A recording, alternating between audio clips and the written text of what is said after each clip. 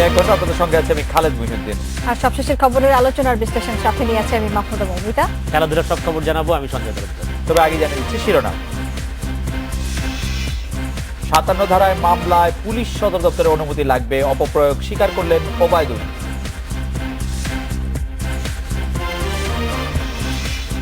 ঢাকায় চলন্ত ট্রাকে কিশোরী ধর্ষণের অভিযোগ, নারায়ণগঞ্জে উদ্ধার, চালক গ্রেপ্তার, সহকারী পলাতক।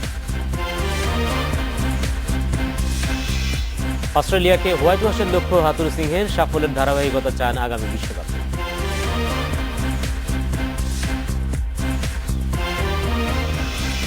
রাত ৯টায় বাংলাদেশে আজ মতামত পাঠানোর বিষয়ে শিক্ষায় দুর্নীতি ঠেকাতে গণশুনানি। মতামত পাঠাতে ন্যাশনাল ফেসবুকে আপনাদের মতামত জানিয়ে দিচ্ছি সংবাদের পরের অংশে। ৫৭ ধারায় মামলা নেওয়ার ক্ষেত্রে পুলিশ সদর দপ্তরের অনুমতি নিতে হয় বলে জানিয়েছেন আইজিপি শহীদুল হক। পুলিশ সদর দপ্তরে ঊর্ধ্বতন কর্মকর্তাদের সঙ্গে এক বৈঠকে তিনি একথা জানান। সদর দপ্তরের সহকারী মহাপরিদর্শক সোহেলি ফেরদৌস খবরের সত্যতা নিশ্চিত করেছেন। বৈঠকে ৫৭ ধারায় মামলা নেওয়ার ক্ষেত্রে সতর্কতার পরামর্শ দেওয়া হয়। গত মঙ্গলবার খুলনায় সাংবাদিক আব্দুল লতিফ মোড়ল গ্রেপ্তারের পর নতুন করে ৫৭ ধারা নিয়ে সমালোচনা তৈরি হয়। এর পরদিনই পুলিশ কর্মকর্তাদের নির্দেশনা দিলেন আইজিপি। সাইবার ট্রাইব্যুনালের তথ্য অনুযায়ী সারা দেশে তথ্য ও যোগাযোগ প্রযুক্তি আইনে প্রায় ৭৫০ মামলা হয়েছে। এর মধ্যে ৬০% মামলাই হয়েছে ৫৭ ধারায়।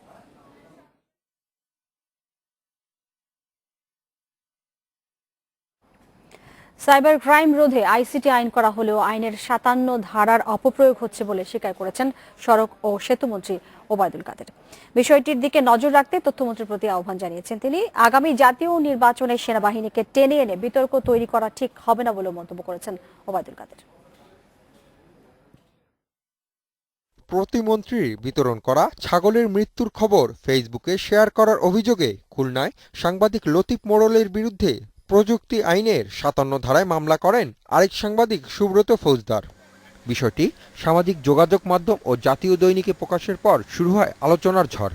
সকালে এক অনুষ্ঠানে এ বিষয়ে মন্ত্রী ওবায়দুল কাদের বলেন, সাইবার ক্রাইম রোধে সরকার আইসিটি আইন করেছে, কিন্তু আইনের ৫৭ ধারার অপপ্রয়োগ করা হচ্ছে।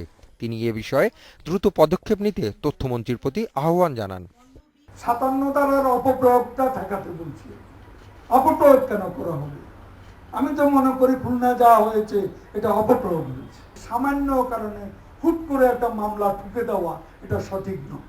আমি মনে করি মাননীয় তথ্যমন্ত্রীর এই বিষয়গুলোতে হস্তক্ষেপ করা উচিত।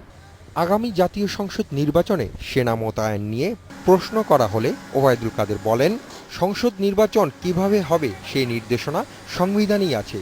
সেনাবাহিনীকে অহেতুক টেনে এনে বিতর্ক সৃষ্টি করা ঠিক হবে না। এই বিষয়টা একেবারে অবান্তর, অযৌক্তিক, যেহেতু আমাদের সংবিধানেই নির্দিষ্ট করা আছে নির্বাচন কিভাবে হবে। এর আগে যে নির্বাচন হয়েছে সেই নির্বাচনগুলোতে সেনাবাহিনীর যে ভূমিকা ছিল, এখানে আলাদা এবার কেন ভিন্নভাবে ভাবার কোনো কারণ নেই। আর সেনাবাহিনীকে অহেতুক বিতর্কের মধ্যে টেনে আনা ঠিক হবে না। সড়ক পরিবহন ও সেতুমন্ত্রী জানান, হলিয়াটিজানে হামলায় মেট্রো রেল প্রকল্পে নিযুক্ত জাপানি নাগরিক মারা যাওয়ায় প্রকল্পের কাজ ৮ মাস পিছিয়ে গেছে। কাজের গতি বাড়িয়ে এই ক্ষতি পুষিয়ে নেওয়া হবে।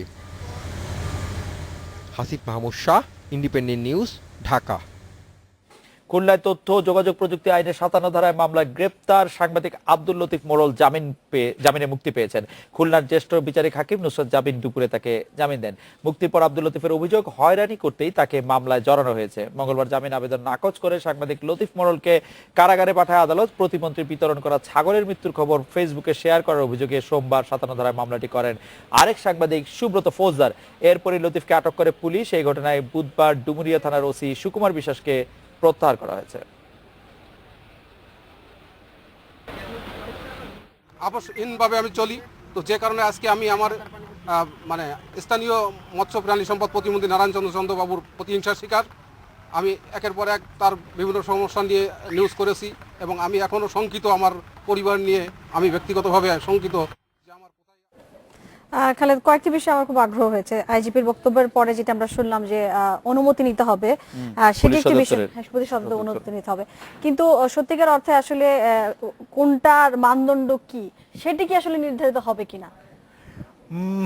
মানদণ্ড মানে আসলে মানে ভুল করলাম না, ঠিক করলাম, আসলে কোনটায় মানদণ্ড কোনটায় কি কার হবে? মান গিয়েছে সেটি সেই ক্ষেত্রে কি হবে সেটি অবশ্যই একটি গুরুত্বপূর্ণ প্রশ্ন, কিন্তু যে বিষয়টি আসলে ভাবনার, মানে আমরা যে খবরটির ধারাবাহিকতা আজকে আলোচনা করছি, আপনি দেখেন যে আমরা বলছি যে সাংবাদিকদেরকে সুরক্ষা দিতে হবে, এবং একজন সাংবাদিক যিনি একটি ছাগল মারা গিয়েছে, প্রতিমন্ত্রীর বিলি করা একটি ছাগল মারা গেছে এই খবরটি দিচ্ছেন, সেই খবরে খবর দেননি, সে শুধু শেয়ার করে। শেয়ার করেছেন, সেই প্রতিমন্ত্রী তার বিরুদ্ধে মামলা করেননি, কিন্তু প্রতিমন্ত্রী মান গেছে বলে যিনি মামলা করেছেন তিনিও একজন সাংবাদিক। তিনি একজন সাংবাদিক, সেই সাংবাদিকের কাছে মনে হয়েছে এই খবরটি দিয়ে এবং একটা ছাগলের ছবি ছাপিয়ে মানে শেয়ার করে আসলে মানে তার মান ক্ষুণ্ণ করা হয়েছে।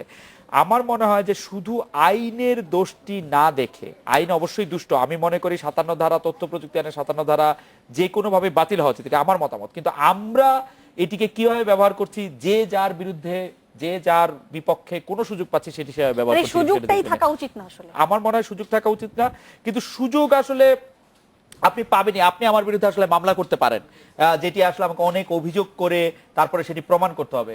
আপনিও আমার বিরুদ্ধে একটি মামলা আনতে পারেন, সেটি আমাকে অভিযোগ, সেটি প্রমাণ করতে হবে, কিন্তু এই যে সুযোগ নেওয়ার সংস্কৃতি তা থেকে বাইরে হওয়া না। মানে আজকে যেটা রাজনৈতিক ওবায়দুল ব্যবহার কাদের যেটা হচ্ছে বলেছেন আসলে। অপপ্রয়োগ করা হচ্ছে, এটি কি আপনি আসলে ঠিক অপপ্রয়োগের উদাহরণটা উনি টেনেছেন? কিন্তু আমার কাছে মনে হয় যে এটি অপপ্রয়োগ করা হচ্ছে, এর উদাহরণ তিনি টেনেছেন, কিন্তু আমি আপনার সাথে একমত। আপনি যদি এটি বলতে চেয়ে থাকেন যে আসলে প্রয়োগটাও ভুল, 57 ধারার ক্ষেত্রে যে প্রয়োগটা বা প্রয়োগের যে হুমকি সেটিও আসলে সাংঘাতিক ভুলই বলবো মানে আমি এত এটাকে। বিতর্কের জায়গায় থেকে না থেকে সুযোগগুলো না দিয়ে আসলে সুযোগগুলো একটা না স্পষ্ট দিয়ে। একটি জায়গায় আসলে আসা উচিত, এবং মানদণ্ড যেহেতু নির্ধারণ করা যাবে না, সেজন্য 57 ধারা নিয়ে সবসময় প্রশ্ন থেকেই যাবে। সেটা থেকে বেরিয়ে আসা উচিত আমাদের মতামত আর কি। জি। সেটা যাই হোক, পরের সংবাদটিতে যাচ্ছি খালেদ।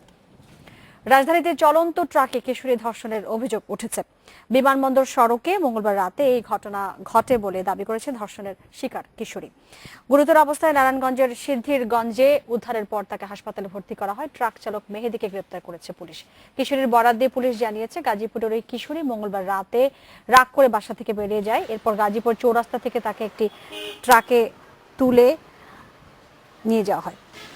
সকালে নারায়ণগঞ্জের সিদ্ধিরগঞ্জের গোদনাইল এলাকায় ওই ট্রাক থেকে তাকে উদ্ধার করে স্থানীয়রা। চালক এবং সহকারী সেই সময় পালিয়ে গেলেও রাতে সিদ্ধিরগঞ্জ থেকে চালককে গ্রেপ্তার করে পুলিশ। স্বাস্থ্য পরীক্ষার জন্য কিশোরীকে নারায়ণগঞ্জ জেনারেল হাসপাতালে ভর্তি করা হয়েছে।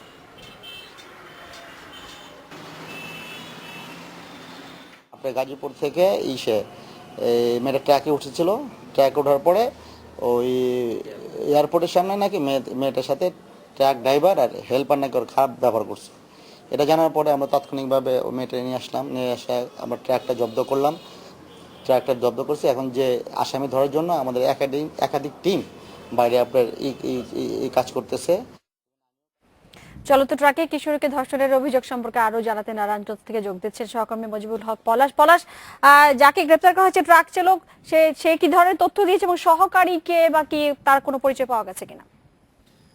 হ্যাঁ, এই যে গত মঙ্গলবার রাত 8টার যে ঘটনাটা ঘটেছে, সকালে মেয়েটিকে কিশোরীকে নারায়ণগঞ্জের গোদনাইল এলাকা থেকে উদ্ধার করেছে। এরপর থেকে পুলিশ ওই অভিযুক্ত ট্রাক চালক মেহেদী হাসান রানাকে গ্রেপ্তারে বিভিন্ন স্থানে অভিযান শুরু করেছে। সিদ্ধিরগঞ্জ পুল এলাকা থেকে 8:30টার দিকে তাকে গ্রেপ্তার করা হয়েছে।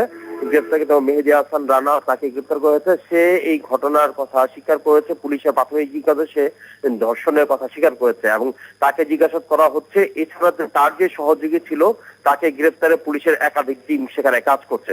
তো পুলিশের অতিরিক্ত পুলিশ শরফুদ্দিন তিনি আমাদেরকে জানিয়েছেন যে এই ঘটনাটা কোথায় ঘটেছে, কিভাবে ঘটেছে এবং মেয়েটির সাথে যে পলাশ, ট্রাক চলন্ত থাকলে চালক ধর্ষণে অংশ নেয় কি করে? হ্যাঁ, এটা পুলিশের যে সিদ্দিকগঞ্জ থানা ওসি আব্দুল সাত্তার তিনি আমাদেরকে জানিয়েছেন। সেখানে যে চালক, যে ট্রাক চালক যেহেতু চালায়, এখানে হেল্পারের একটাই থাকে, সেই বিষয়গুলো, খুঁটিনাটি বিষয়গুলো তারা জিজ্ঞাসা করা হচ্ছে। এই বিষয়টা আমরা প্রশ্ন করেছিলাম, সেই বিষয়গুলো তো তারা জিজ্ঞাসা করছে। তো তবে অভিযুক্ত যে ট্রাক চালক সে ধর্ষণের কথাটা স্বীকার করেছে বলে পুলিশ আমাদেরকে জানিয়েছে। তা আমাদেরও বেশ কয়েকটা প্রশ্ন ছিল। তাকে যেহেতু গাজীপুর থেকে নারায়ণগঞ্জে আসার পথে ধর্ষণ হয়েছে এবং আরেকটি বিষয় জানার আছে, আবার কিশোরী আসলে সেই ট্রাকে কিভাবে গেল এবং সে কি স্বেচ্ছায় গেছে নাকি তাকে ধরে নিয়ে যাওয়া আছে, বিষয়টি একটু আপনি জানতে পেরেছেন কিনা? গত মঙ্গলবার রাত সন্ধ্যার দিকে সে বাড়ি থেকে রাগ করে বাড়ি থেকে বের হয়ে আসে এবং গাজীপুর যে চৌরাস্তা রয়েছে সেখানে সে অবস্থান করলে ট্রাকের চালক হেল্পার তাকে তুলে নেয় ট্রাকে। এরকমই পুলিশের পক্ষ থেকে জানানো হয়েছে। এরপর নারায়ণগঞ্জে আসার পথে এয়ারপোর্টের রুটে যে ঘটনাটা ঘটেছে বলে আমাদেরকে জানানো হয়েছে। তো এখন পুরো বিষয়টি এখন ট্রাকের চালক গ্রেপ্তার হয়েছে, কিভাবে ঘটনাটি ঘটছে সেই বিষয়গুলো জিজ্ঞাসাবাদ করা হচ্ছে। এই ছিল আমার কাছে সর্বশেষ খবর। পটুয়াখালীর গলাচিপা উপজেলার সৈলা বুনিয়ায় একই পরিবারের 3 জনকে কুপিয়ে হত্যা করেছে দুর্বৃত্তরা। নিহতরা হলেন দেলোয়ার মোল্লা, তার স্ত্রী পারভিন বেগম ও মেয়ে কাজলী বেগম। তাদের মঙ্গলবার রাতে হত্যা করা হয় বলে জানিয়েছেন পটুয়াখালীর অতিরিক্ত পুলিশ সুপার মাহফুজুর রহমান। এখানে 3 জনকে কুপিয়ে হত্যা করা, ধারালো অস্ত্র দিয়ে কুপিয়ে হত্যা করা। আমরা পেয়েছি মশারির মধ্যে কোপানো অবস্থায়, এখনো মশারি আছে, তো সেটা আমরা এখনো জানতে পারি না। জামালপুরের মেষ্টায় 2 বোন হত্যায় জড়িত সন্দেহে 1 স্বজনকে আটক করেছে পুলিশ। এছাড়া জিজ্ঞাসাবাদের জন্য মা এবং খালাকে থানায় নিয়েছে পুলিশ। পুলিশের ধারণা পারিবারিক কলহের জেরেই এই হত্যাকাণ্ড হয়েছে। জামালপুর সদর উপজেলায় মেষ্টা ইউনিয়নের দেউলিয়াবাড়ি গ্রামে 2 মেয়ের নবম শ্রেণীর লুবনা ও 4র্থ শ্রেণীর ভাবনাকে নিয়ে থাকতেন তাসলিমা বেগম। মেয়েদের বাবা মোহাম্মদ শামীম সৌদি প্রবাসী। মঙ্গলবার 2 মেয়েকে বাসায় রেখে শহরের বাগেরহাটা বটতলায় বাবার বাড়িতে যান তাসলিমা। বুধবার সকালে বাসায় ফিরে 2 মেয়ের গলাকাটা মরদেহ দেখতে পান তাসলিমা।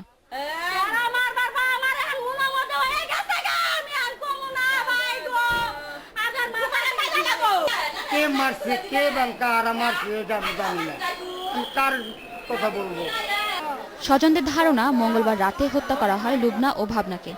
রাতে বাসায় 2 বোন ছাড়া আর কেউ ছিল না বলে দাবি তাদের। হত্যায় ব্যবহৃত অস্ত্র ও বেশ কিছু আলামত উদ্ধারের কথা জানিয়েছে পুলিশ। প্রকৃতপক্ষে এটা একটা দুর্বৃত্ত কর্তৃক হত্যা, এটা আমরা নিশ্চিত। এবং এটা হত্যাটা করেছে যে আলামত সেটা আমরা উদ্ধার করতে পারছি, যেটাতে হত্যা করেছে সেটা আমরা পেয়েছি। মোটামুটি এখন আমরা নেক্সট আমাদের তদন্ত কার্যক্রম চলবে। পুলিশের ময়মনসিংহ রেঞ্জের ডিআইজি নিবাস চন্দ্র মাঝি জানান, সন্দেহভাজন হিসেবে 2 বোনের দুঃসম্পর্কের দাদা ওয়ারেস আলীকে আটক করা হয়েছে। একজন যে যারা ওই যে মারা গেছে তাদের দাদা, চাচাতো দাদা মেয়েদের যারা মারা গেছে, তাদের কোনো সম্পৃক্ততা আছে কিনা সেটা আমরা দেখতেছি। এই ঘটনার তদন্ত করছে অতিরিক্ত পুলিশ সুপার আবু বকর সিদ্দিকীর নেতৃত্বে 8 সদস্যের একটি দল। Independent news desk. একটি বিরতিতে যাচ্ছি।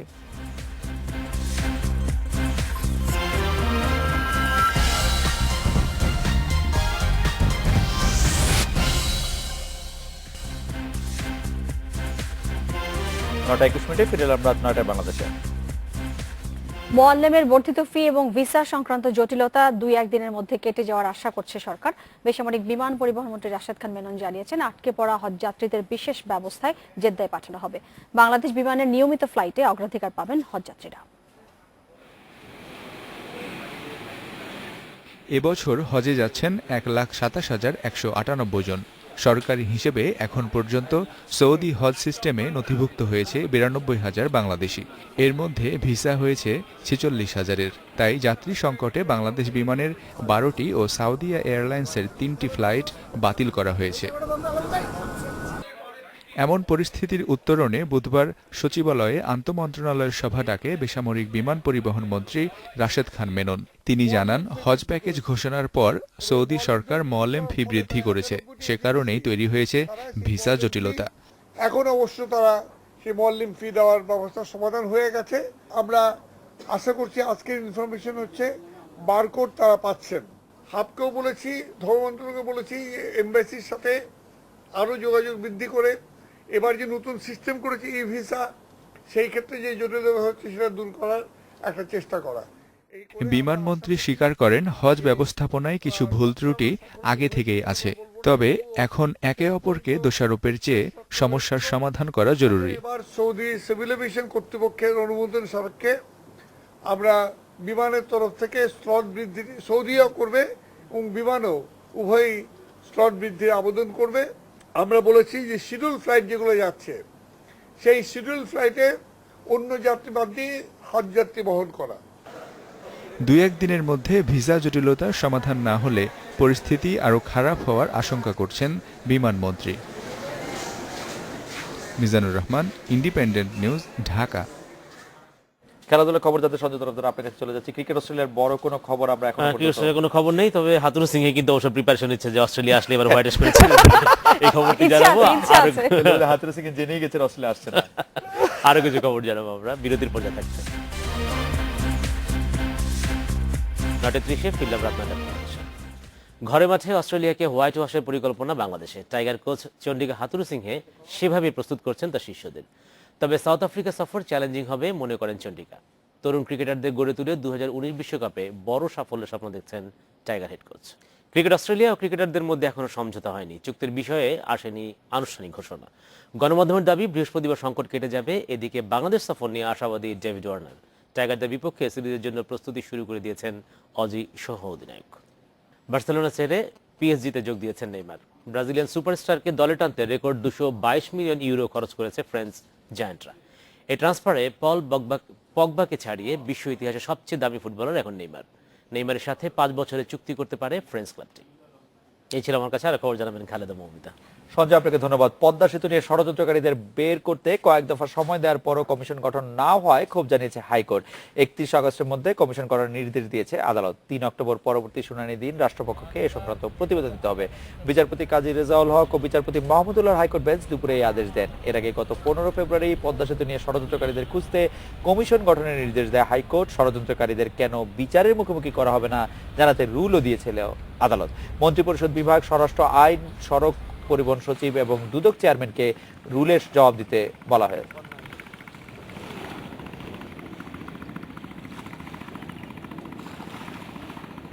আরো খবর জানার আগে নিচ্ছে একটি বিরতি। আর ফিরে এসে যা থাকছে। হাসপাতালে নিবিড় পরিচর্যা কেন্দ্রে কণ্ঠশিল্পী আব্দুল জব্বার। সরকারের সহায়তা চায় তার পরিবার।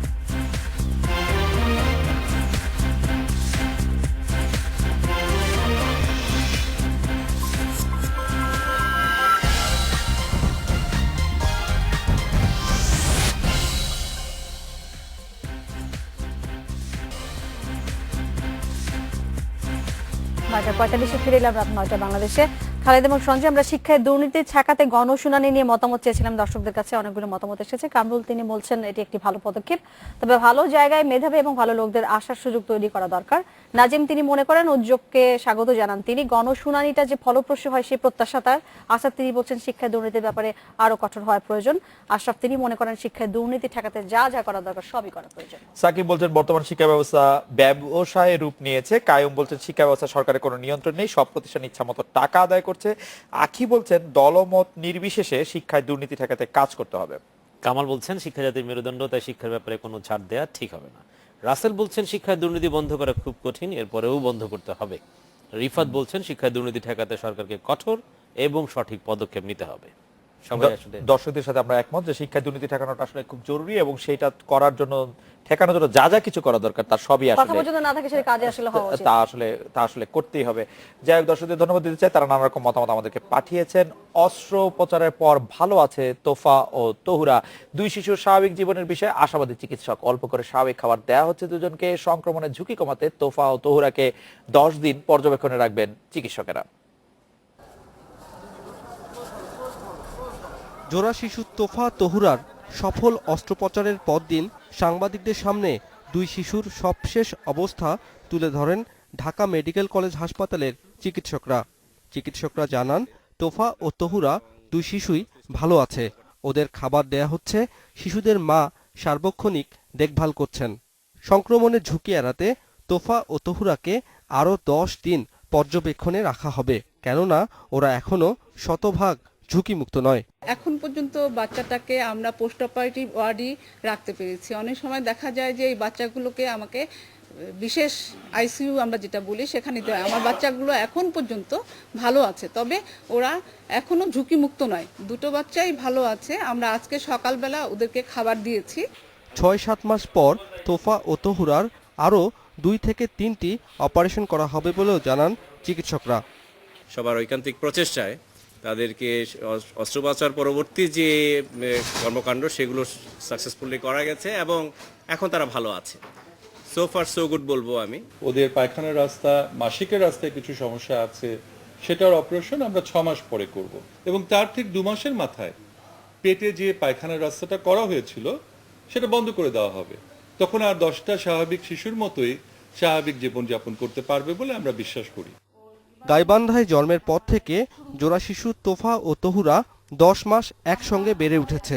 পিঠের কাছ থেকে কোমরের নিচ পর্যন্ত ওরা পরস্পরের সঙ্গে সংযুক্ত ছিল।